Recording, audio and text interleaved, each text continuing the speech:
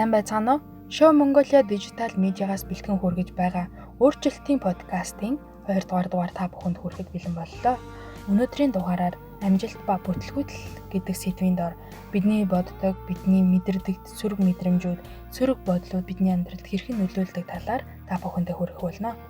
Ингээд подкаста та бүхэндээ төлөвлөлье.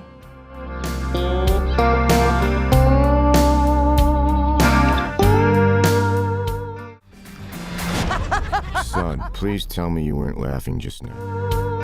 Хүний сэтгэл хөдлөл ихэнхдээ бодлоос улбаатай юм бол мэдрэмжийг төрүүлээд байгаа тэдгээр бодлыг юуны төрөнд хянан удирдах, дотоод дуу хоолойгоо буюу өөртөө ярих яриагаа өөрчилснөөр мэдрэмжүүдээ удирдах босов.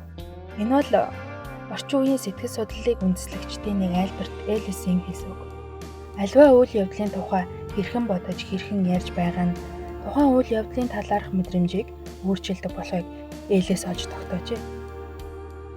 Өөрөөр хэлбэл бидний бодол нь сэтгэл хөдлөлийн суурь дэвсгэр юм.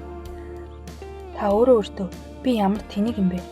Би дандаа л хамаг ямыг босниулчих юм. Ингээд дуусаа гэх үгийг хичнээн удаа хэлснээр боддоо. Ямар нэг үйл явдалд амьдралд учирсан хамгийн золгүй хэрэг гэж хичнээн удаа хандсанаа сандаа. Одоо ингэ бодоход нэг их ач холбогдолгүй юмн дээр сүртэй хандсан удаа танд байдаг үсттэй. Бидний хийдэг зарим зүйл ихэнхдээ утга учиргүй байдаг ч бид хэлсээр л бид өөртөө өчүүхэн төдийж болов сөрөг юм ярихад өөрсдийнхөө сэтгэл санааг ямар болгодгоо нөхцөл байдлаа яаж дордуулгаас сайн ойлгодоггүй. Өөртөө сөрөг үгсийг хэлэх нь таны хүчийг ихээр бардаг. Жишээлбэл та нэг ажил хийх гэж байлаа гэж бодъё. Тэгэнгүүт энэ ажил үнэхээр хэцүү юм. Цагтаа дуусахгүй бол яана гэж бодон бүтлгүүтэж болох бүх үйлбэрийг төсөөлж санаа зовнилд өөрийгөө унагадаг. Ингэж өөртөө сөрөг үгсийг хэлэх нь уур уцаар, уйтгар гуниг, бухимдлыг төрүүлэн амьдралд янз бүрээр тусгалаа болдог. Гэхдээ инглигээд таны амьдрал амар болохгүй. Хэцүү гэх тусам улам л хэцүү санагдана. Харамсалтай нь дотроос автоматар урган гардаг тэр их сөрөг дуу хоолойгоо бид байнга сонссоор тархин доторх шүүмжлэлтэд тасчихдаг. Үр дүнд нь энэ сөрөг бодлууд тухайн нэгэн агшинд зам байдалд мань хэрхэн нөлөөлж байгааг ч анзаархаа байна.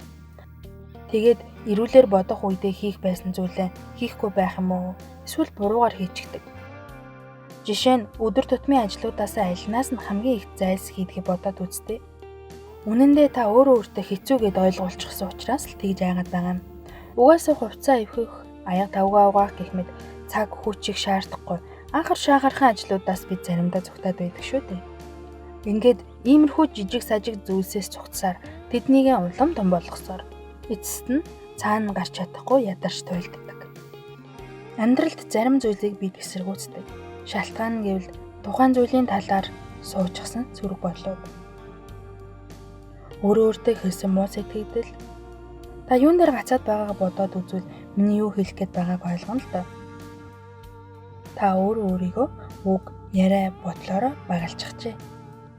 Тийм учраас энэхүү подкастын дараагийн сэдвүүд дээр та юун дээр алдсан, ямар зүйлийг яах ёстой вэ гэдгийг дараагийн подкастууд илүү тань дэлгэрэнгүй хэлж өгөх болно.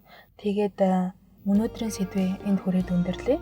Дараагийн өөрчлөлтийн подкастаар бид хэл яриа, амьдралыг мань хэрхэн өөрчилдөг талаар та бүхэндээ ярилцах болно. Ингээд дараагийн дугаар хүртэл баярлалаа. Show Mongolia Digital Media.